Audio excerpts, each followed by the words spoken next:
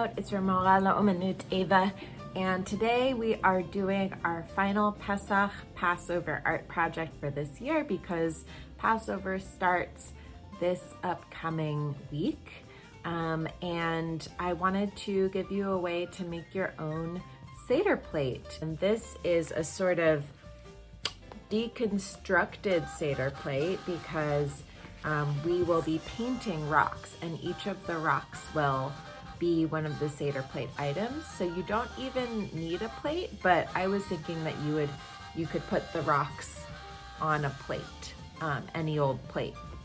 And that could be your Seder plate, but you could also just put it straight on the table.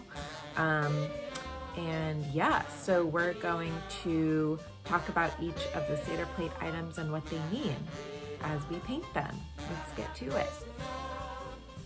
Materials you'll need for this project are between 6 and 7 stones that are smooth and flat as possible, 6 for the Seder plate items, and if you want one to write Pesach on and put in the middle of them, that is up to you.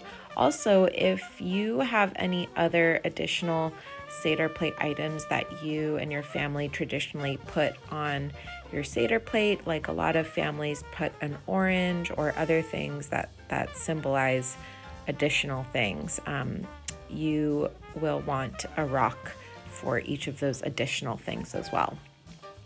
And we'll want paint. I'm using acrylic paint, but tempera paint should work as well. And if you don't have paint, you can use Sharpies or paint markers, and a water cup, some brushes, a rag.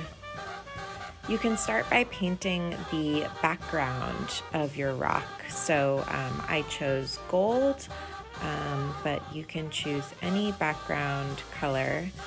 You also can choose to leave the natural stone color, which could be nice as well.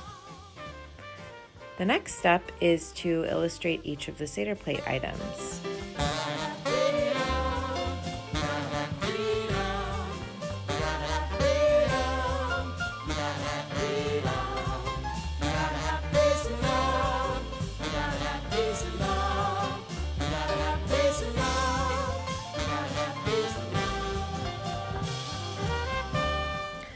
Charoset is a paste that is often a mixture of apples, pears, nuts, and wine.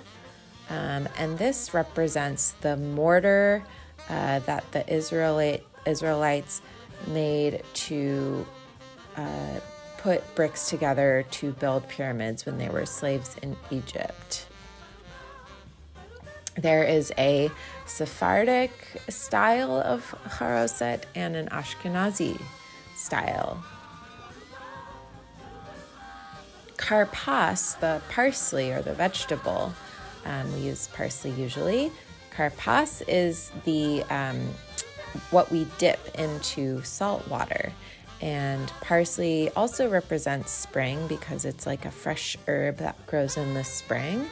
But we dip it in salt water to remind us that we were slaves in Egypt and that we were very unhappy, and it represents the tears that we cried in Egypt.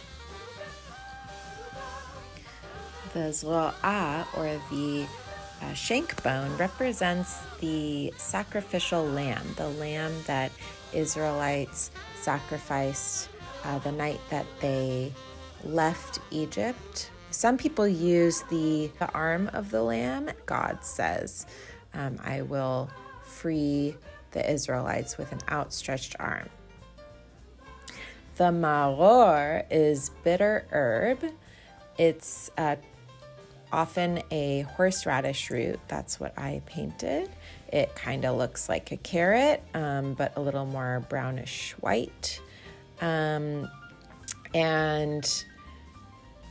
it reminds us, it represents the bitterness of slavery.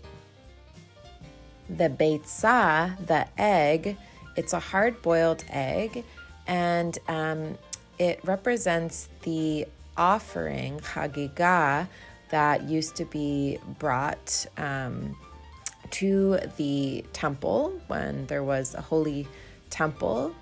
It also is a symbol for spring and renewal and new life. And we know that Passover is a spring holiday, and that since Israelites were freed on this holiday, that they got a new life, a renewal of life. We also have another bitter herb, chazeret, which often is represented as a lettuce leaf.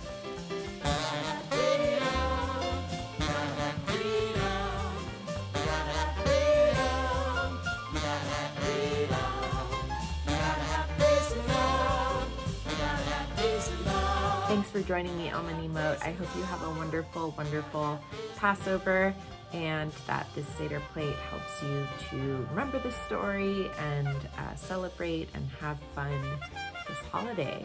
All right, see you later.